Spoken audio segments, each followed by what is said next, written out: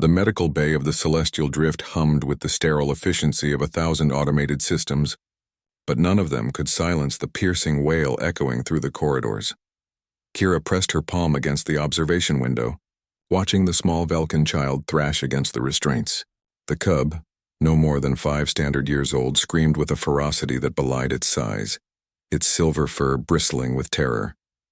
2 Velkin medics stood at a cautious distance, their needleless injector held like a weapon neither dared to wield. 17 minutes, muttered Talon, the ship's chief medical officer. His chitinous plates clicked together in what Kira had learned was the Threnody equivalent of a frustrated sigh. 17 minutes of this and we haven't even begun the inoculation sequence.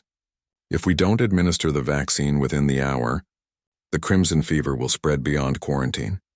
Kira had seen crimson fever once before, on a mining colony in the outer reach. She'd helped load the bodies, 23 Velkins, their silver fur matted with bloody discharge, their final moments spent drowning in their own fluids. The memory still visited her in the dark hours of sleep cycles. "Let me try," she said quietly. Talon's compound eyes swiveled toward her. "Human Kira, we've already attempted every sedation protocol safe for Velkin physiology.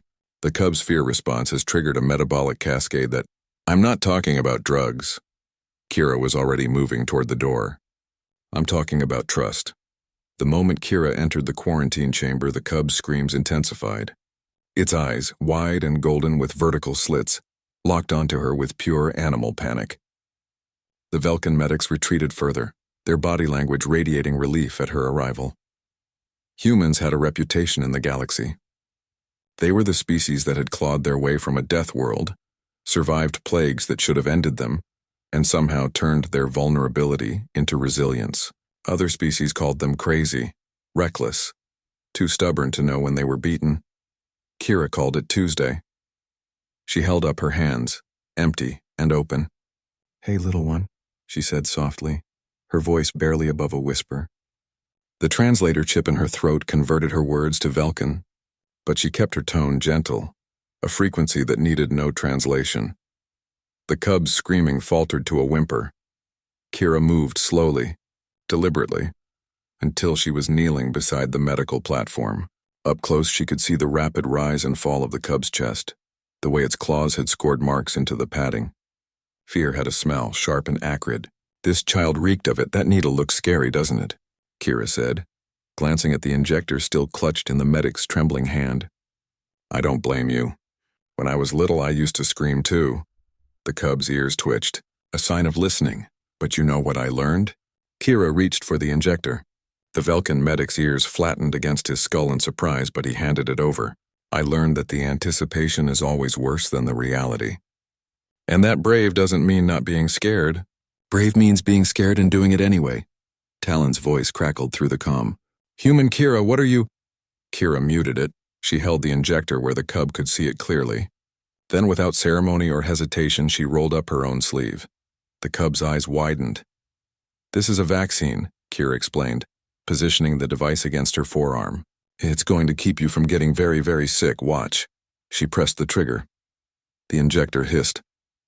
There was a brief pressure, a cold sensation spreading beneath her skin, and then nothing. Kira pulled the device away and showed the cub her arm.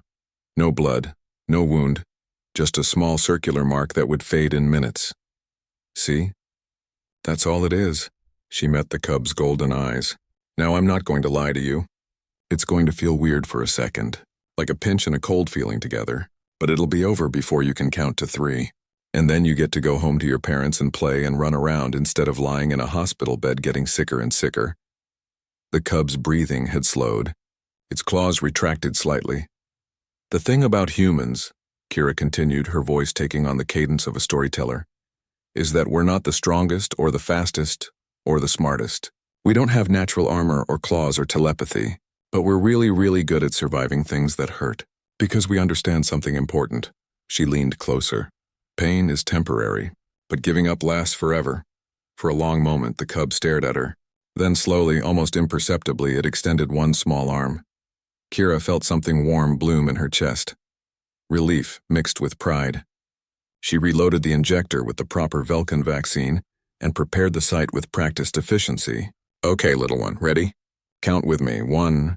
The cub's voice was barely a whisper. 1, 2, 2. Kira pressed the injector against the cub's arm. 3. The hiss. The pressure. A small whimper, but no scream. And then it was done. The cub blinked, looking at its arm in wonder, as if expecting something more dramatic. Kira smiled and ruffled the fur between its ears. Told you. You were so brave. Behind the observation window, Talon's plates were clicking rapidly. What Kira had learned meant astonishment. Through the comm, his voice came through, carefully controlled. Remarkable. The cub's cortisol levels are dropping.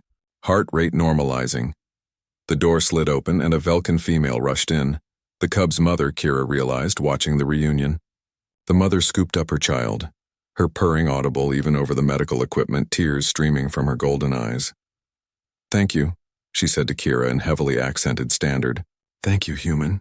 Kira stood, her knees protesting after the prolonged crouch. Just doing my job. But as she left the quarantine chamber, she heard the cub's voice behind her, small but clear. Mama, the human wasn't scared at all. Talon met her in the corridor, his compound eyes studying her with new intensity. That was inadvisable. You administered yourself with a vaccine meant for humans with genetic compatibility markers similar to Velkans, Kira interrupted. I read my medical file, Doc. Besides, I've had worse. You demonstrated personal risk to establish trust. Talon's mandibles clicked thoughtfully. This is not standard protocol. No, Kira agreed, rolling her sleeve back down. It's not, yet it worked. Yeah. She glanced back at the quarantine chamber where Mother and Cub were being processed out. That's the thing about humans, Doc. We're not great at following protocol when someone needs help. We're much better at just showing up. Talon was silent for a moment.